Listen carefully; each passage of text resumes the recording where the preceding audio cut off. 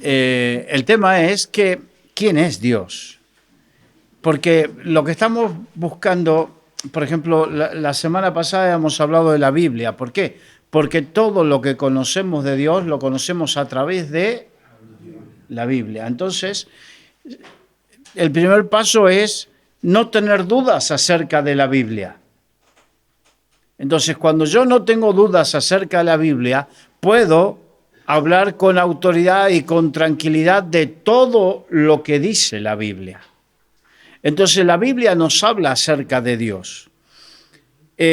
Ahora, quiero decirles una cosa para que quizás les pueda resultar contradictorio, pero no hay palabra más pagana que Dios.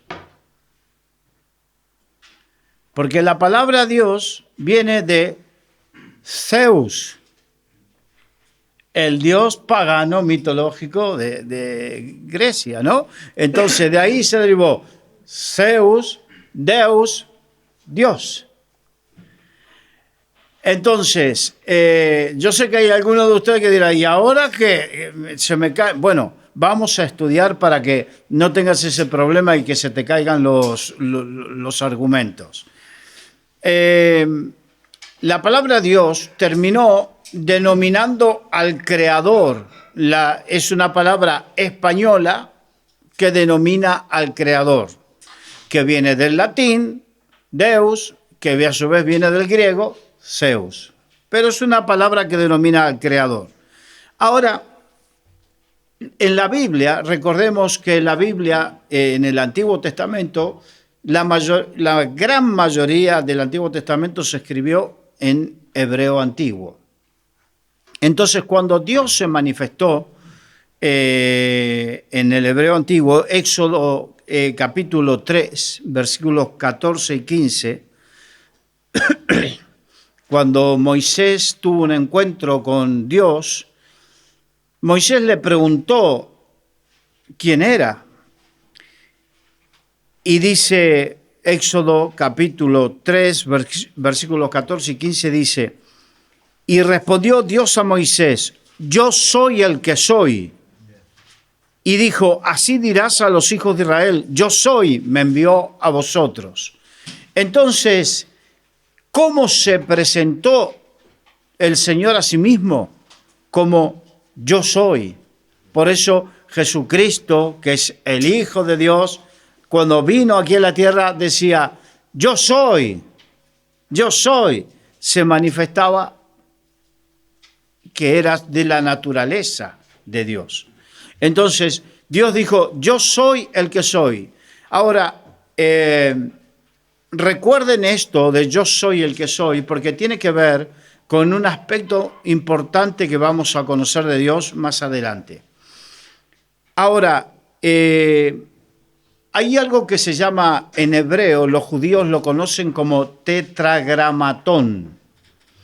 El tetragramatón es dentro de la escritura griega, hebrea, cómo se escribía el nombre del Señor, cómo se escribía el nombre de Dios en la antigüedad. Los judíos no dicen la palabra Dios, para ellos tienen tanto respeto que ellos hablan del innombrable nombre del Señor. Es el respeto que ellos les tienen. Entonces, en función de eso vamos a ir aprendiendo algunas cosas. Y este tetragramatón, traducido al español, háganse la idea, yo se lo voy a deletrear, sería, en el antiguo hebreo no había vocales, eran todas consonantes, no había vocales. Entonces era Y, H, W, H. Así se presentó.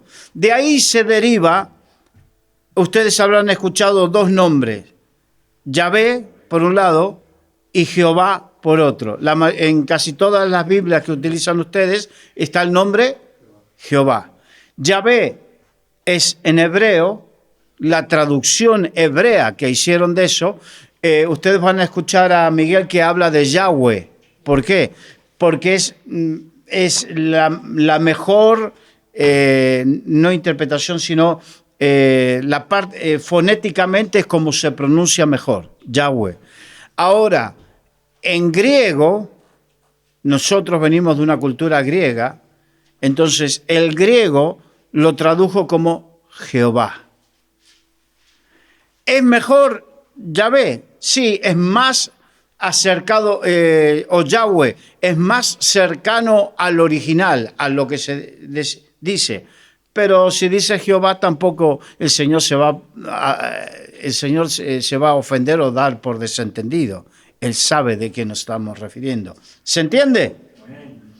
Entonces, ahora, yo soy el que soy. Habla de un presente continuo.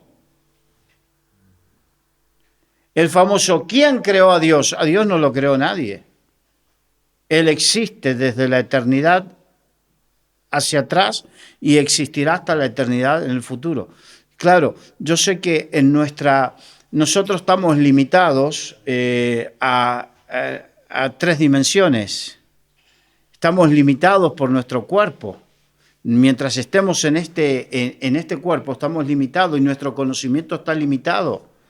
Entonces, cuando hablamos de eternidad pasada y eternidad futura, se nos hace un nudo en las neuronas, ¿sí o no? ¿Por qué? Porque se hace difícil comprender. Pero espiritualmente, no, porque entendemos lo que significa la eternidad. Venimos de la eternidad. En los años 80 se envió al espacio un telescopio espacial que se llamaba Hubble, que tenía el propósito de... porque nosotros veníamos con mi esposo y me decía, mira las estrellas. La luz que recibimos hoy de las estrellas fue emitida hace mucho tiempo atrás. La luz va a 300.000 kilómetros por segundo. Entonces fue emitida hace mucho tiempo atrás. Entonces cuando enviaron el telescopio espacial Hubble, lo que quisieron fue captar el momento del supuesto presunto Big Bang. ¿Saben lo que es el Big Bang, no? La teoría esa por la cual 2 moléculas o 2 átomos chocaron en el universo, en un sector del universo, y de ahí se creó todo. Y yo digo supuesto o presunto porque no se puede comprobar, porque el telescopio espacial no pudo comprobar el Big Bang, ni ningún otro. Y aparte, esto es como el huevo o la gallina. Si no existía nada, ¿de dónde salieron esos 2 átomos o moléculas que colisionaron?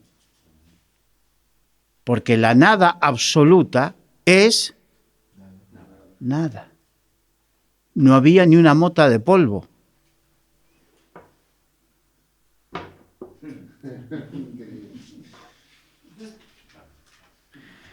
Bien, Dios existe desde siempre, desde el principio, no tiene principio ni tiene fin. Dios no tiene principio y no tiene fin, porque no se le puede conocer el principio. Por eso hablamos de una eternidad pasada, pero tampoco tiene fin, por eso hablamos de una eternidad futura, en el futuro. Es el creador de todas las cosas y Él no fue creado. Por eso yo soy el que soy, habla de un presente continuo. Él es un presente continuo, permanente. No se le puede contabilizar un pasado, ni un principio, ni un final. En Génesis capítulo 1 dice, y en el principio creó Dios los cielos y la tierra. Ahí habla de que Dios no fue creado, sino que Él es el creador. ¿Cuántos lo entienden? Amén. La famosa pregunta, ¿y quién creó a Dios? No, el que crea no puede ser creado. Cuando dice que creó los cielos, habla en plural, entonces abarca el universo entero. Creó los cielos y la tierra. Entonces, Él es el creador y como creador no puede ser creado. ¿Se entiende o no? ¿Tiene su lógica o no? Entonces, en Hebreos capítulo 1, versículo 10, dice, y tú, oh Señor, en el principio, ¿cuándo? En el principio fundaste la tierra y los cielos son obra de tus manos. Dios es el que creó todas las cosas. Quizás no hagan a tiempo a buscar todos los versículos bíblicos, pero si los pueden apuntar, apúntenlos, y si no, en algún momento haré a través de alguien hacerles llegar los apuntes. No tengo problema. Para mí lo más importante es que puedan entender ciertas cosas. Y acuerden, voy a hablar de cosas en hebreo, en griego o lo que sea, pero lo importante es el concepto. Quédense con el concepto. Eso es lo más importante. En Colosenses capítulo 1, versículo 16, Colosenses 1, 16 dice, porque en Él, está hablando de Dios, el objeto indirecto aquí, el objeto directo es Dios, porque en Él fueron creadas todas las cosas, las que hay en los cielos y las que hay en la tierra, visibles e invisibles. O sea, Dios creó lo que vemos y aún lo que no vemos. Por eso estamos hablando de que estamos limitados en nuestra capacidad de entender y comprender, porque nosotros estamos limitados a lo que nuestros sentidos. ¿Cuántos tienen los 5 sentidos? Gracias a Dios tenemos los 5 sentidos.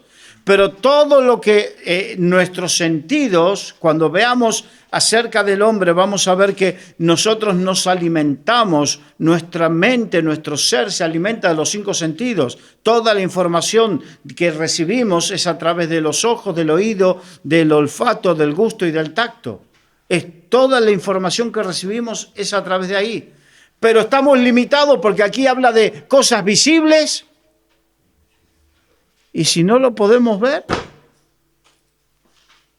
pero aquí habla que fueron creadas por Dios. Aleluya. Eso de si no lo veo, no es de personas de fe, porque Dios creó cosas que nosotros no las podemos ver, pero a medida que desarrollemos nuestra vida espiritual, las entenderemos espiritualmente. Amén. Amén. Hebreos capítulo 11, versículo 9.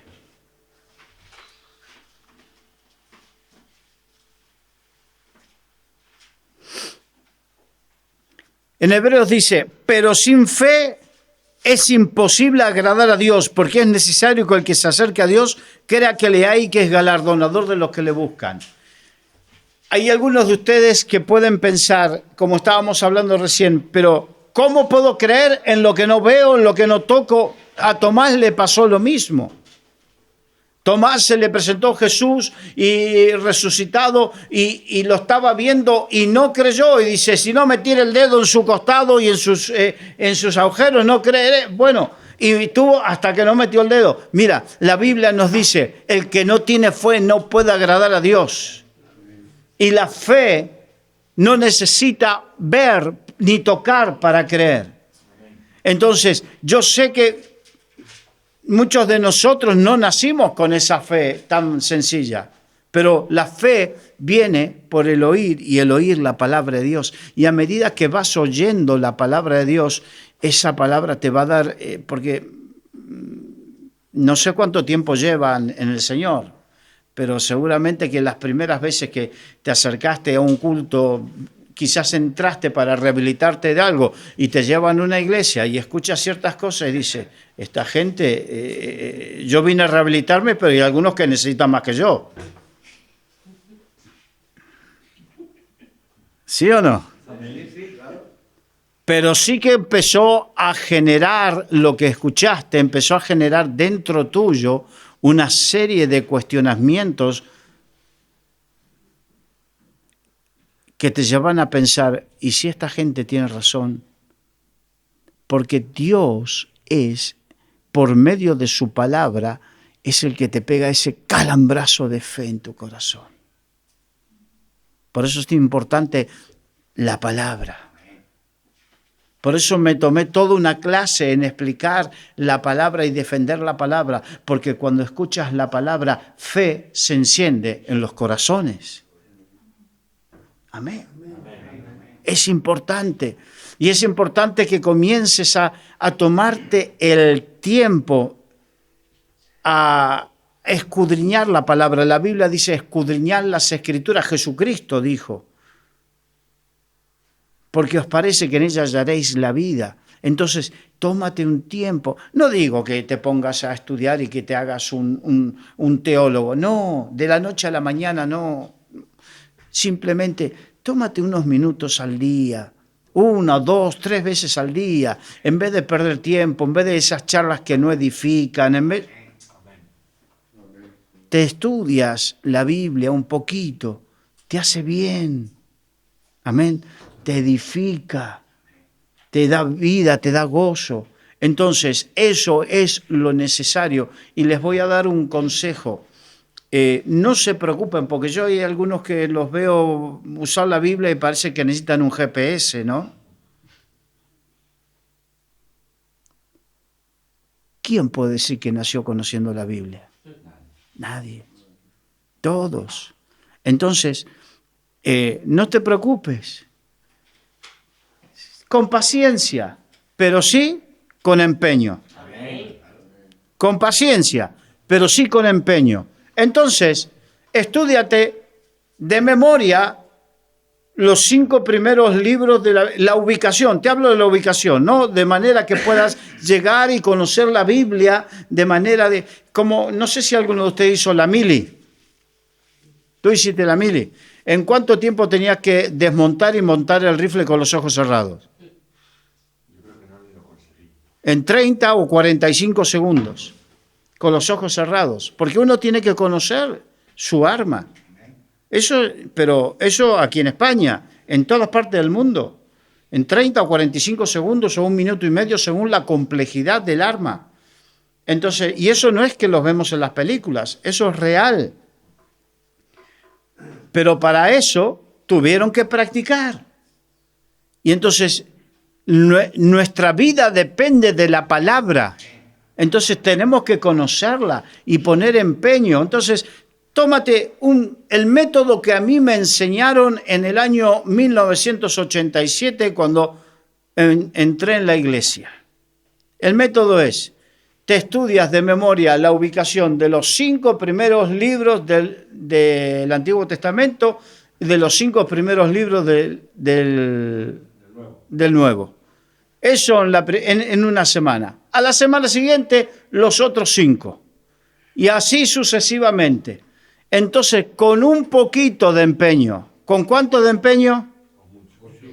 Un poquito de empeño. Terminarás manejando la palabra de Dios y eso te dará una ventaja. Recuerden que la Biblia dice, mi pueblo pereció por falta de conocimiento. Seguimos. En Hebreos capítulo 11, versículo 6 dice, sin fe es imposible de agradar a Dios. En ninguna parte de la Biblia vamos a encontrar que necesitamos pedirle al Señor pruebas. Ese famoso, si Dios existe, que me haga tal cosa o que me manifieste. Dios no es tu lacayo. Dios no es para que tú creas. Es más, hay gente que no cree en Dios porque no quiere. Bueno, un día vamos a hablar de eso. Cuando los hombres niegan la existencia de Dios, no significa que Dios no existe. Si la Biblia declara, dice el necio, no hay Dios. La Biblia lo manifiesta que los necios afirman que no existe Dios. ¿Por qué?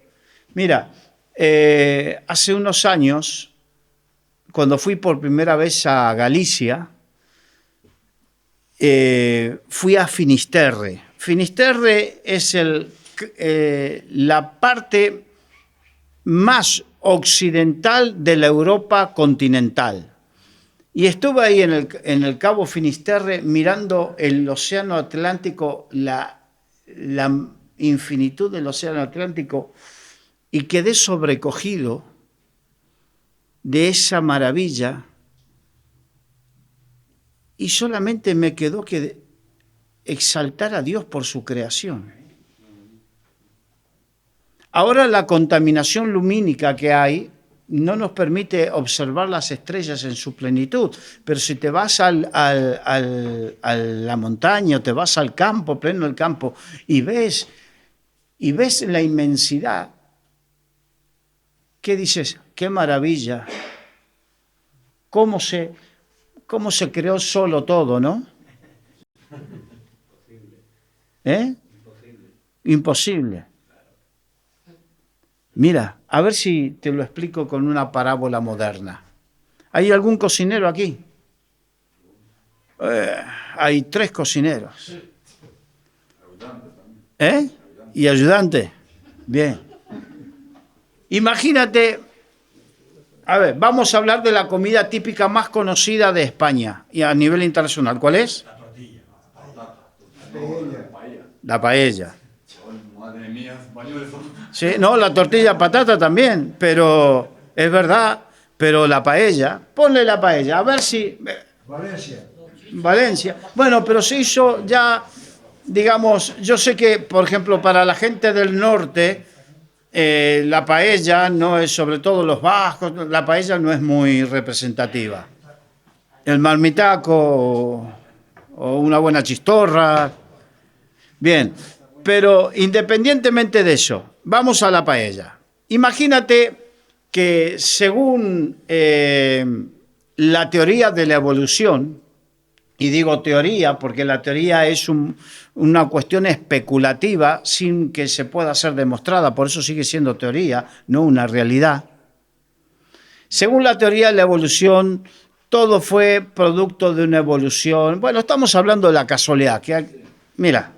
Entonces, imagínate tú que eres cocinero y de repente te pegas para hacer una buena paella 1 hora, horita y media entre que preparas las cosas y entonces te quedó espectacular.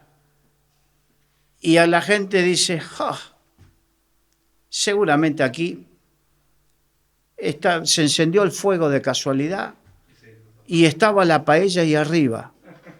Y de repente alguien agarró un par de de olivas y las machacó y cayó el aceite, de casualidad.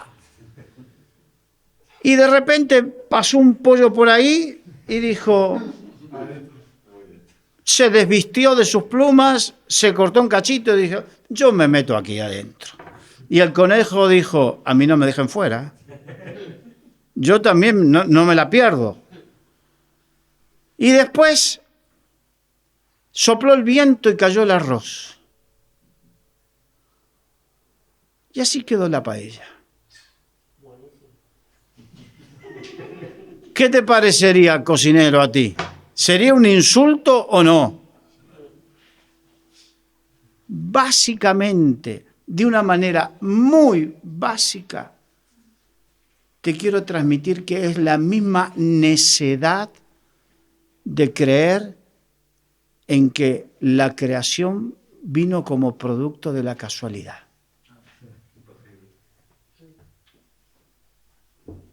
De una manera muy sencilla, muy básica. Hay cálculos matemáticos de probabilidad, pero no te voy a venir con esos cálculos matemáticos porque no los tengo. No. Pero hay cálculos matemáticos de probabilidad. Darwin, al final de su vida, se desistió de su teoría. ¿Se dio cuenta que no? Amén. Volvamos a Dios. Dice el necio, no hay Dios. La Biblia habla de que el necio manifiesta la no existencia de Dios. Pero toda la creación, dice, los cielos cuentan la gloria de Dios y la maravilla de sus dedos. Toda la creación habla de la existencia del Creador. ¿Sí o no? Hace unos años me acuerdo que escuchaba a uno que hablaba, se presentó de un crítico de arte y se presentó delante de un cuadro y delante de ese cuadro comenzó a decir, sí, este cuadro lo pintó fulano de tal y lo pintó en tal época porque había pasado por un estado depresivo por causa de... y dice, pero aquí se puede ver la maravilla de los claroscuros y escuchamos a un crítico de arte y no dudamos de que haya sido la casualidad que pintó esa obra de arte. Pero sí vemos la maravilla de obra de arte de la creación y dudamos de que haya un creador.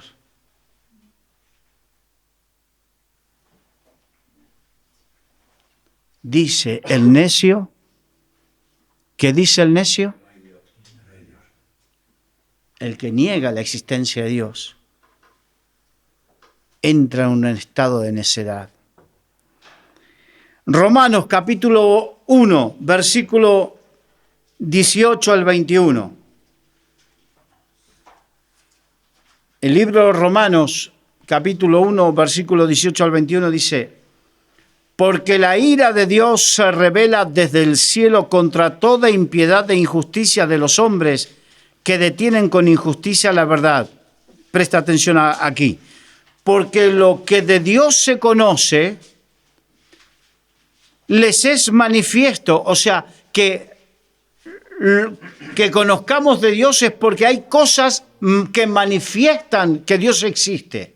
Hay cosas que manifiestan que Dios existe. Pues Dios se lo manifestó. O sea, Dios hace y manifestó su gloria a través de lo creado. Porque las cosas invisibles de Él, su eterno poder y deidad, o sea, lo que no vemos de Dios, su poder, su eternidad, su deidad, se hacen claramente visibles desde la creación del mundo, siendo entendidas por medio de las cosas hechas, de modo que no tienen excusa. O sea, aquí habla de que no hay excusa, que todo lo creado nos habla de la existencia de Dios. Así como el crítico de arte habla de las maravillas de la expresividad del corazón del artista, como cuando a mí me sucedió en Finisterre, pero cuando vas a algunos les gusta más la montaña, los bosques, hay algunos que increíble ver la naturaleza, los animales, los colores. Ahora en el otoño, cuando ves los colores, lo que pasa de los verdes, las gamas de verdes con los ocres y los marrones, esas maravillas de colores. ¿No nos habla de un creador? ¿O seremos tan necios de seguir diciendo, es producto de la casualidad?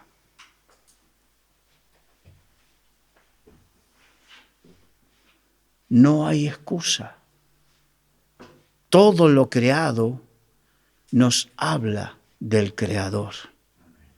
Todo lo creado nos habla del Creador. Salmo 19:1. Los cielos cuentan la gloria de Dios y el firmamento anuncia la obra de sus manos. Cada vez que veas el cielo y las maravillas del cielo, te está hablando de las maravillas de la mano de Dios. Ahora, Dios tiene atributos, que es la capacidad de, por ejemplo, cosas que son inherentes a Él, que no se pueden quitar de Él. Por ejemplo, Dios es omnipresente, tiene ese atributo, esa capacidad. Nosotros no, nadie, es el único que es omnipresente. ¿Y qué significa la omnipresencia? Es la capacidad de estar presente en todos sitios a la vez.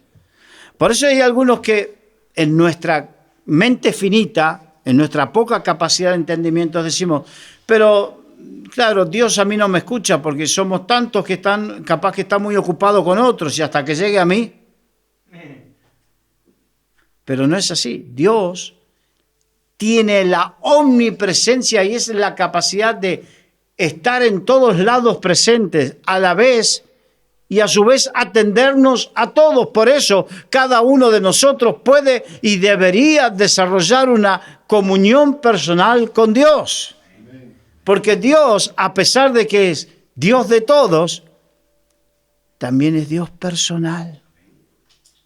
Tiene Él la habilidad y la capacidad de hacer que sea personal para con cada uno de nosotros. ¿No te maravilla eso? Los hombres, a mí me ha tocado como pastor de una iglesia que la gente muchas veces quería hablar conmigo por distintas cosas y yo soy finito, tengo una capacidad limitada de tiempo. Estamos limitados por tiempo y espacio. Eso es una limitación que tenemos los seres humanos. Entonces, el tiempo no me daba, el cansancio, tengo una serie de incapacidades como todo ser humano. Pero Dios no las tiene. Dios no tiene ese límite para acercarse a ti cada día. Dios no tiene ese límite como para no escucharte y no prestarte atención cada vez que tú te acerques a Él. Los hombres tenemos límites, Dios no. Jeremías 23:24 dice: ¿se ocultará alguno, dice Jehová, en escondrijos que yo no lo vea? ¿No lleno yo, dice Jehová, el cielo y la tierra? Ahí está manifestando el Señor que Él lo llena todo, que Él está en todas partes, que en ningún sitio nos podremos ocultar o estaremos lejos de Él. Habla de su omnipresencia. Salmo 139, versículos 7 al 10. El salmista dice y expresa: ¿a dónde me iré de tu espíritu? ¿Y a dónde huiré de tu presencia? Si subieres a los cielos, allí estarás tú. Y si en el Seol hiciere mi estrado, he aquí, allí tú estás. Si tomare las alas del alba y habitar en el extremo del mar, aún allí me guiará tu mano y me asistirá tu diestra. En ningún lugar podemos decir que Dios no está. Dios está en todos lados. Dios, el otro atributo que tiene es que es así como es la palabra omnipresente es una palabra compuesta. El prefijo omni habla de universalidad, de que lo abarca todo. Entonces, presente, que su presencia lo abarca todo. Ahora, el segundo, omnisciente, que tiene toda ciencia, o sea, tiene todo conocimiento. Proverbios 15:3.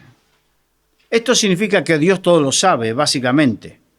Los ojos de Jehová están en todo lugar, mirando a los malos y a los buenos. Aquí que lo sabe todo, ve todo. Muchas veces decimos: Dios mío, que está ciego, ¿no ve lo que está pasando? Sí, lo ve. Dios todo lo ve. Todo. Por eso también tenemos que aprender que no podemos ocultar nada delante de Dios y que tenemos que aprender a ser sinceros y transparentes delante de Dios. Nada podemos ocultar, ni siquiera nuestros pensamientos, ni lo que hay en nuestro corazón. Todo lo sabe. Mateo capítulo 10, versículos 29 y 30. Mira cómo lo ejemplifica el Señor Jesús aquí esto, de que todo lo sabe. Dice: ¿no se venden 2 pajarillos por 1 cuarto? Con todo, ni uno de ellos cae a tierra sin vuestro Padre, pues aún vuestros cabellos están todos contados. Aquí está diciendo de una manera muy sencilla, haciendo la comparativa, ni un pajarito deja de caer a tierra sin que el Señor lo sepa. Ni uno de los cabellos, hay algunos de nosotros que se nos ha caído unos cuantos. Bueno, Dios los tiene todos contados. Los que tenías, los que te faltan, todo. Eso habla de la omnisciencia, el conocimiento pleno y total de todas las cosas. Por eso tampoco a Dios lo podemos trapichear. Y eso es lo que tenemos que tener muy en cuenta. Hay mucha gente, sobre todo cuando venimos de ciertos ambientes, que estamos acostumbrados a trapichar, a andar ahí ocultando cosas y recordemos que hemos entrado al reino de los cielos no para seguir con la vieja vida. Y que al único que perjudicas, si tú me quieres trapichear a mí no me perjudica. Si tú me quieres tangar o lo que sea, te lo digo de la manera que tú lo puedas entender. Si tú me quieres engañar, me quieres tomar por tonto, a mí yo seré feliz igual. Pero el problema es que me puedes engañar a mí, pero no puedes engañar a Dios. Amén. Entonces, el problema que tú tendrás no va a ser conmigo porque yo capaz que ni me entere, porque soy un tonto a las 10 que ni te cuento. Pero el problema lo vas a tener con Dios. Porque Él sí está enterado de todas las cosas. No sé si... Por eso tenemos que aprender a dejar la vieja vida atrás. Porque cuando venimos de la calle, venimos acostumbrados al engaño, al trapicheo, ¿sí o no? Sí. Ore por mis ganas. Ore por mis ganas. La calle nos hizo así. El talego en algunos casos, ¿sí o no? Entonces, pero cuando venimos al reino de los cielos, el apóstol Pablo dice en 2 Corintios capítulo 5, de modo que si alguno está en Cristo, nueva criatura es. Las cosas viejas pasaron, ya es nuestra decisión. Yo sé que tenemos una costumbre, ese viejo dice, un viejo dicho que dice que, bueno, de volver a las viejas costumbres. Pero ahí es donde nosotros tenemos que ser honestos y sinceros con Dios y decirle, Señor, no quiero volver a las viejas costumbres.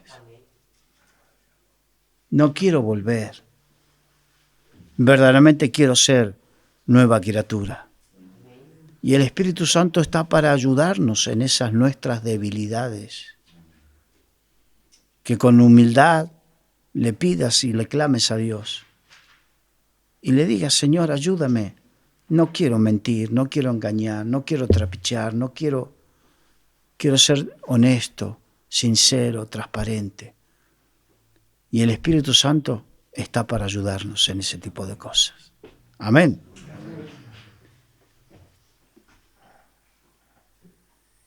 El tercer punto que Dios tiene un atributo que es personal, particular, que es omnipotente, es todopoderoso, que tiene toda la habilidad y toda la capacidad de hacer más allá de lo que nosotros podemos llegar a entender. De tal manera que si creó el universo, imagínate lo que puede llegar a ser. Entonces dice, Salmo 147:5, grande es el Señor nuestro y de mucho poder. Mateo 19:26 dice, y mirándolo Jesús les dijo, para los hombres esto es imposible, mas para Dios todo es posible. Apocalipsis 9. Y oí como la voz de una gran multitud, como el estruendo de muchas aguas y como la voz de grandes truenos que decía, aleluya, porque el Señor nuestro Dios todopoderoso reina. Amén. Amén. Dios es todopoderoso. Toda la capacidad y toda la habilidad. Nada es imposible para Él. Ahora, eso no significa que Él vaya, Él no es ¿cómo es? El genio de la lámpara. Yo recibí un milagro de Dios. Dios sanó mi vida cuando tenía 24 años. Hizo un milagro maravilloso. Pero tampoco Dios es el genio de la lámpara, porque yo he visto a Dios hacer milagros en mi vida y en mi entorno. He visto cosas que he vivido, situaciones maravillosas. Ahora, no es el genio de la lámpara que tú lo frotas la lámpara y aparece el genio para pedir que tú pidas 3 deseos y concedértelos. La Biblia dice que todo lo que pidiéramos al Padre en su nombre, el Padre lo haría. Sí, lo sé. Pero cuidado con creer que Dios es el genio de la lámpara. No lo confundamos. ¿Amén? Amén. ¿Se entiende? Sí. Ahora, otra característica, Dios es eterno, algo hemos hablado. No tiene principio ni fin, no ha sido creado y nunca dejará de existir. Yo he escuchado a mucha gente queriendo decir, ¿y cuándo nació Dios? ¿Y cuándo va a morir Dios? Ni tiene principio ni tiene fin.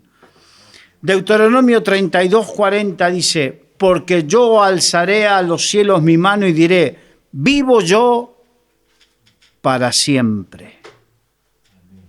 Salmo 135:13 dice, oh Jehová eterno es tu nombre, tu memoria, oh Jehová, de generación en generación.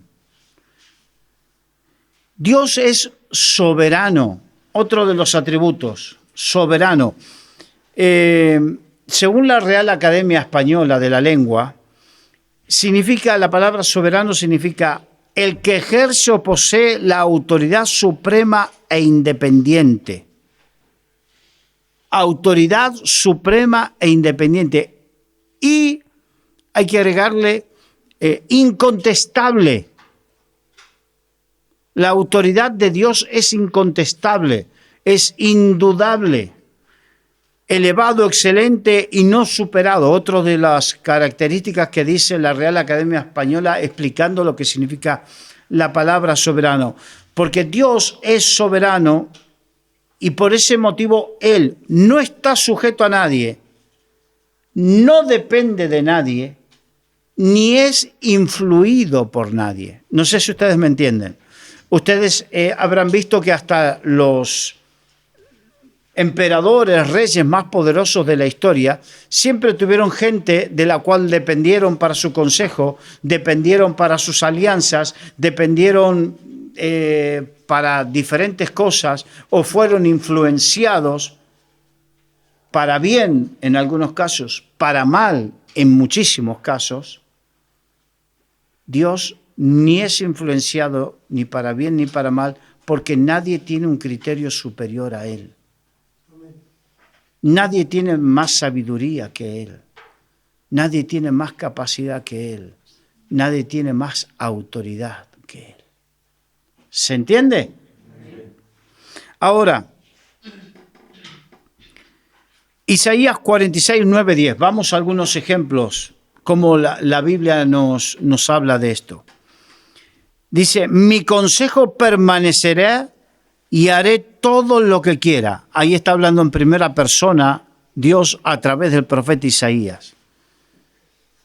Su consejo, su voluntad es lo que va a prevalecer siempre. 1 Corintios capítulo 29:13 dice, y tú dominas sobre todo, en tu mano está la fuerza y el poder, y en tu mano el hacer grande y el dar poder a todos. La capacidad de Dios de hacer todo. Otra característica, inmutable, que significa que Dios no cambia, no muta, no cambia. Siempre es el mismo, sin cambiar. Como Él no cambia su voluntad, no cambia su pensamiento, ni su carácter, ni sus designios. Y esto es importante porque muchas veces pensamos que, bueno, la iglesia tiene que evolucionar, todo tiene que evolucionar y adaptarse a los tiempos. No. La Biblia dice, en Malaquías capítulo 3, versículo 6, dice, yo, Jehová, no cambio. Significa, yo no mudo mi parecer. Yo no tengo por qué evolucionar. Te lo parafraseo. Significa, si Dios hablaría hoy, diría, yo no necesito evolucionar porque mi pensamiento sigue siendo moderno y actual, como fue en la antigüedad, sigue siendo hoy. ¿Se entiende? Amén. En Santiago capítulo 1, versículo 17, dice, habla del Padre de las luces, en el cual no hay mudanza ni sombra de variación. Aquí Santiago, el escritor, está hablando de que en Dios no hay mudanza, no muta, no cambia, no hay sombra de variación, sigue siendo el mismo. Otra característica de Dios es santo. ¿Qué significa? Que en Él no hay pecado, que es perfecto. Perfecto. En Éxodo 15:11 dice, ¿quién como tú, magnífico en santidad, magnífico en perfección, sin maldad, sin equivocación, sin error? Salmo 99:9, porque Jehová nuestro Dios es santo. Son algunos de los versículos, tengo un montón de versículos, pero les doy algunos para que ustedes se den cuenta que lo que estamos hablando sale de la Biblia, no sale de lo que yo pienso. También Dios es justo, significa que obra con rectitud, por eso es santo y perfecto, porque es justo. Una característica afirma la otra. No sé si ustedes me entienden. Si Él obrase con injusticia, no sería santo. En la santidad no hay injusticia. Entonces, que obra con rectitud y es imposible que obre con injusticia. Es imposible que Dios cometa alguna injusticia. Alguna vez podemos decir, Dios, eres injusto conmigo, ¿sí o no? Dios no es injusto. Si Dios obrase con injusticia, no sería santo, sería pecador. Por lo tanto, no estaría sentado en el trono. Satanás podría discutirle el trono a Dios. Por eso tentó a Jesucristo. Lo vamos a ver más adelante, dentro de unas clases. Salmo 97:2 dice, justicia y juicio son el cimiento de su trono. Lo que sustenta que el Señor, que Dios reine, es la justicia, que Él es justo. Jeremías 23:6, justo es Jehová en todas sus obras. O sea, que todo lo que hace, lo hace con justicia. Aunque a veces nosotros, en nuestro entendimiento y en nuestra forma de interpretar las cosas, decimos, pero Señor, esto es una injusticia. Dios lo que hace es justo. Aunque a veces no lo entendamos. Pero que no lo entendamos no quiere decir que Dios no sea justo. Exacto. ¿Cómo es tu nombre? Miguel Ángel. Lo describiste. El problema no está en Dios, el problema está en nuestra incapacidad de llegar a su entendimiento. Dios es amor. A ver, cuando hay muchos que dicen, Dios tiene un montón de amor. Tú lo que tienes, si tienes algo, puedes perderlo, puedes romperlo, te lo pueden robar, lo puedes olvidar, ¿sí o no? Pero la diferencia es que Dios es. Significa que es parte de su naturaleza. El amor, la justicia, la santidad, todo lo que hemos hablado, es parte de su sustancia. Si Dios cometiese injusticia, perdería parte de su sustancia. Si dejaría de ser santo, perdería parte de su sustancia. Y si dejaría de amar, perdería parte de su sustancia. ¿Se entiende? Entonces, cuando hablamos de que Dios es santo, que es amor, que es justo, que es porque es parte inherente a su ser y a su sustancia divina.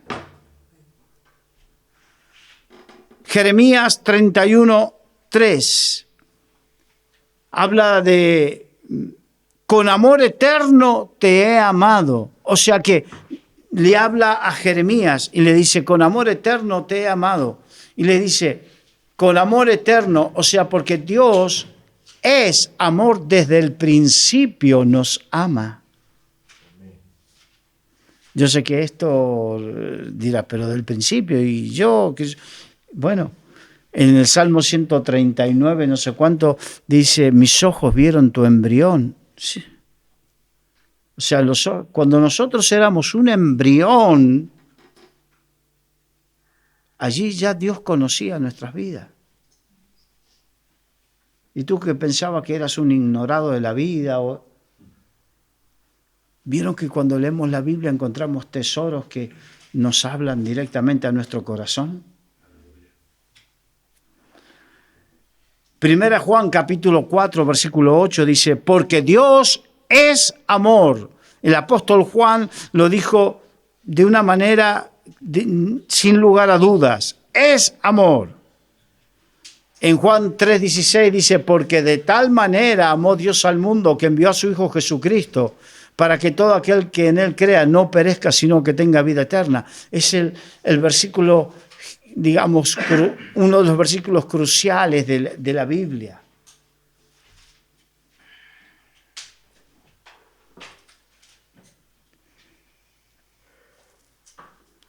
¿Se acuerdan de que hablamos de que los judíos no pronunciaban el nombre de Dios? Porque entonces se dirigían a Dios con una serie de nombres que ustedes van a reconocer porque los han escuchado, pero que tienen un significado, que hablan de la naturaleza de Dios, de las características de Dios. A ver, voy a hacer una comparativa de manera que lo podamos comprender, aunque quizás es un poco burdo, pero a ver, si yo te digo, ahí va el cojo, ¿por qué se le dice a una persona que es coja? Porque tiene una característica, entonces que lo hace conocido por esa característica. ¿Sí o no?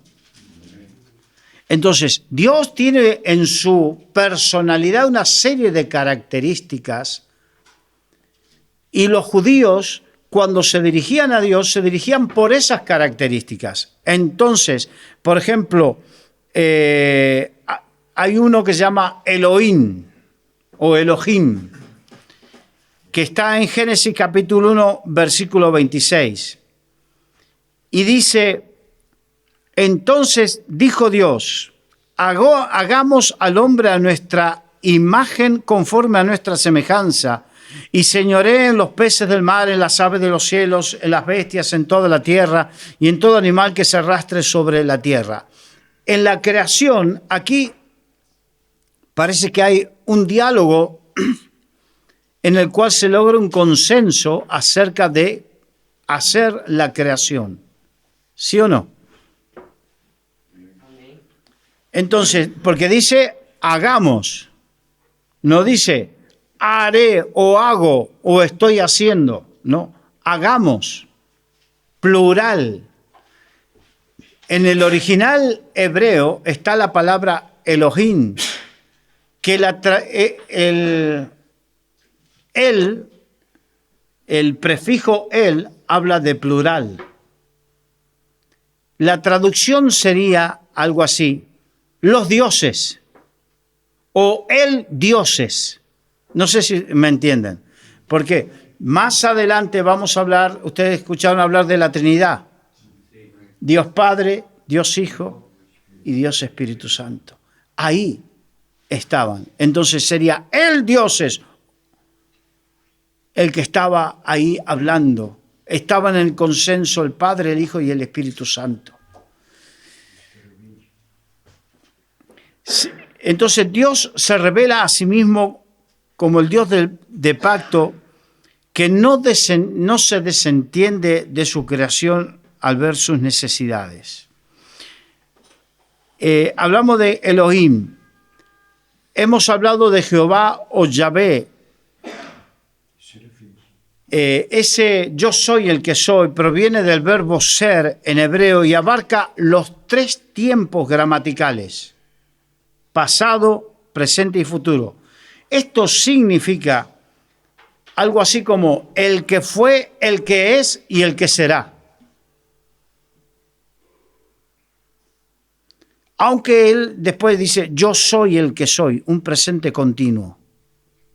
Yo sé que hay algunos que dicen que esto es una vuelta al cole, que me está hablando de tiempos gramaticales y bueno, pero esto nos ayuda a entender cosas que si no, no las entenderíamos. Él significa Dios y es empleado en el verbo en palabra compuesta.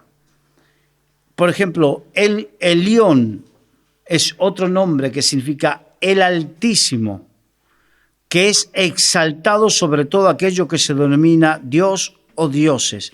En Génesis, esta palabra está en Génesis, capítulo 14, versículos 18 al 20, y dice, bendito sea el Dios Altísimo. Ahí habla de bendito sea el Elión, el que está por encima de todos. Eso es lo que significa. Después está el nombre El Shaddai. Este sí lo habrán escuchado más, ¿no? Este sí lo habrán escuchado más.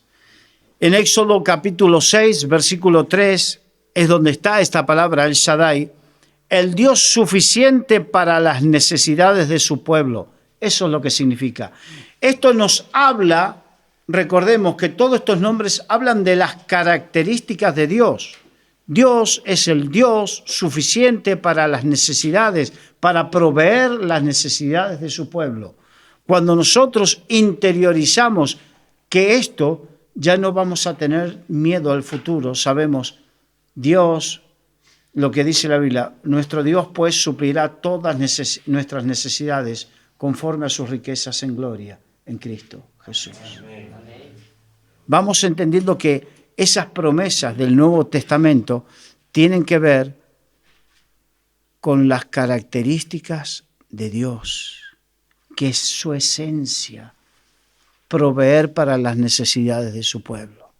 ¿Se entiende? Amén. Es la esencia de Dios. Hay otra palabra que se llama el Olam, que significa el Dios eterno.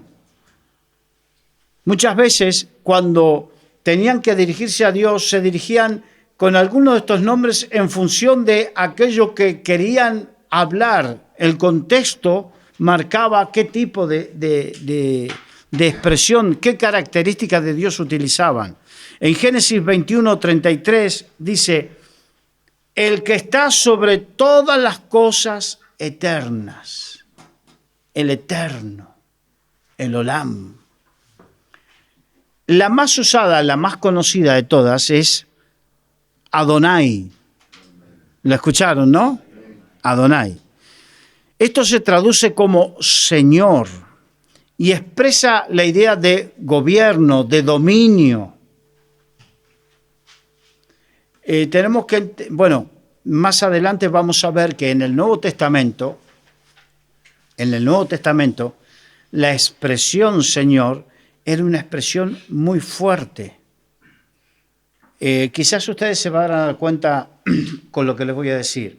En algunas películas de época, de los romanos sobre todo, cuando un esclavo se dirigía a su amo, ¿cómo le decía? Domino, en latín, que significaba amo, señor, dueño. En griego es la palabra Kyrios. Y en el Nuevo Testamento vamos a encontrar con que a Jesucristo, ¿cómo se le dice? El Kyrios, el Señor, el amo, el dueño. ¿Se entiende? ¿Por qué? Porque es la misma naturaleza de Dios Padre. Dios es el dominio, el que tiene el dominio, el amo, el dueño de todas las cosas. Jesucristo también. ¿Cómo me gusta la palabra de Dios? ¿Cómo me encanta? Yo no sé, te les puedo asegurar que yo lo disfruto, y aunque esta lección la he dado varias veces, cada vez que que me toca, lo disfruto. Hay que destacar que Satanás, que es el opositor a Dios, no tiene ni tendrá jamás ninguno de estos atributos. Pretende imitar para engañar, pero no los posee. Amén. Ahora, hay otras formas de expresión que tienen que ver con las promesas de Dios para su pueblo. Por ejemplo, Jehová Rafa. Éxodo 15, 26 significa yo soy tu sanador. Y en el Nuevo Testamento, por la llaga de Jesucristo, fuimos nosotros curados. ¡Wow! ¿Se entiende? Me encanta la palabra de Dios. Yo no sé si los aburro, pero yo disfruto con la palabra de Dios. Jehová Nisi significa Jehová mi estandarte o bandera. Eso está en Éxodo 17, 8, 15. ¿Por qué? Porque iban a una guerra a pelear. En la antigüedad, y hoy en día también no se usa tanto en las guerras, pero sí en los desfiles, cada unidad o cada uno va con su estandarte que los distingue, ¿sí o no? Entonces, en la antigüedad mostraban el estandarte y según el estandarte los conocían y eso le daba valor, temor o lo que sea, al contrario, al rival. Nuestro estandarte es el Señor, Jehová Nisi. Nuestro estandarte significa que pertenecemos a Él y peleamos por Él. Y Él pelea por nosotros. Aleluya. Después está Jehová Shalom.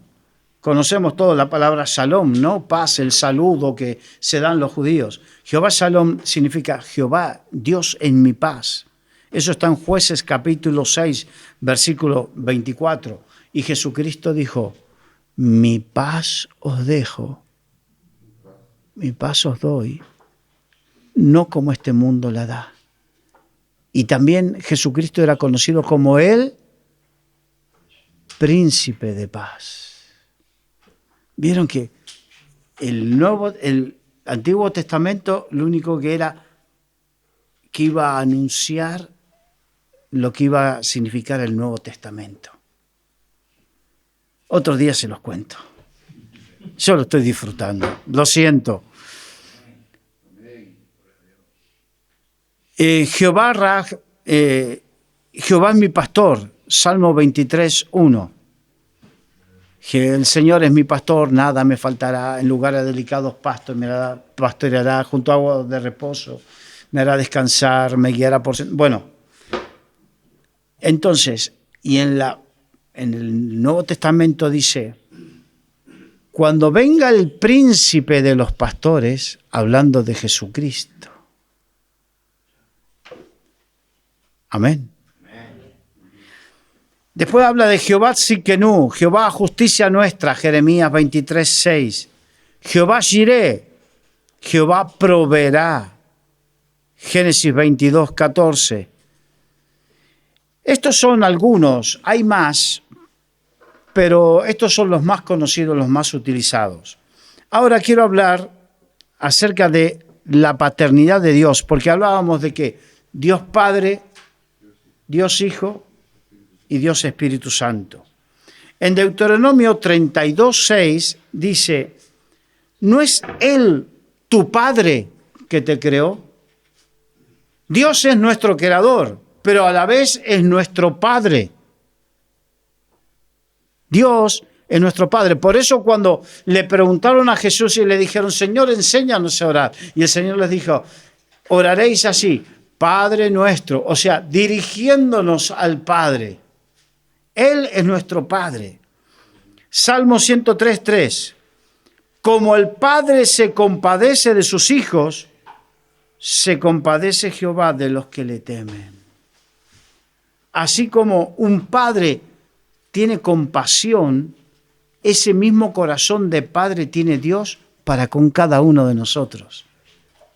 ¿Cuántos lo creen? Amén. Mejor que lo creas y lo disfrutes. Dios es nuestro Padre. 1 Corintios 8:6. Solo hay un Dios, el Padre. Aleluya. Dios es Padre. Aquí el apóstol Pablo lo está diciendo. Y Efesios 3:14, también esto lo dice el apóstol Pablo. Por esta causa doblo mis rodillas ante el Padre de nuestro Señor Jesucristo y nuestro Padre. Amén. Amén. Así que espero que hoy, a partir de este momento, conozcan un poquito más de Dios a través de la palabra. Pero lo importante es que puedan conocerlo en una relación personal con Él. Amén. Mira, una pregunta. Mira, antes cuando dijiste de los males, esta cosa, yo dije que el cuerpo mis venas, algunos de mis hermanos no lo comprenden.